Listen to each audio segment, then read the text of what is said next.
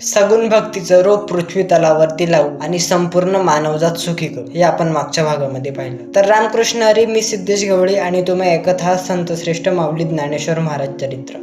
त्यानंतर आधी मायाशक्ती म्हणाल्या, भगवान विष्णू, सगुण भक्तीचं पहिलं रोप आपण कुठे लावायचं? तेव्हा भगवान श्री विष्णू म्हणाले, सगुण भक्तीचं पहिलं रोप आपण पंढरीत लावू. होय, पंढरीतच, कारण पंढरी ही सगुण भक्तीचं निर्मळ गाव आहे.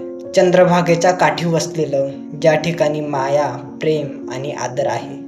याच ठिकाणी वैष्णवांच्या मांडियाळीला ब्रह्मज्ञान अर्पण करू. याच ठिकाणी दरवेळेस तुळशीचा पहिला सुगंध. माझा सख्खा भाऊ बलराम पुंडलिकाच्या रूपाने मला दर्शन दे. आणि तुम्ही सर्व देव मंडळी व नवनारायण मंडळी विविध जाती धर्मामध्ये जन्म घेऊन मला येऊन भेट. त्यानंतर भगवान श्री विष्णू भोलेनाथांकडे गेले आणि भगवान श्री शंकरांना म्हणाले की ज्या विठ्ठलाची मी भक्ती करणार आहे त्या भक्तीचं मार्गदर्शन करण्यासाठी माझे तुम्ही गुरु. भगवान श्री विष्णू भोलेनाथांना. त्यानंतर ज्या ब्राह्मण कुळात भगवान श्री विष्णू अवतार घेणार होते ते ब्राह्मण कुळ पैठण जवळ आपे गावामध्ये होते. भगवान श्री विष्णू त्यानंतर म्हणाले की आता मला जास्त वेळ थांबता येणार नाही, कारण तो इंद्रायणीचा काठ माझी वाट पाहत आहे.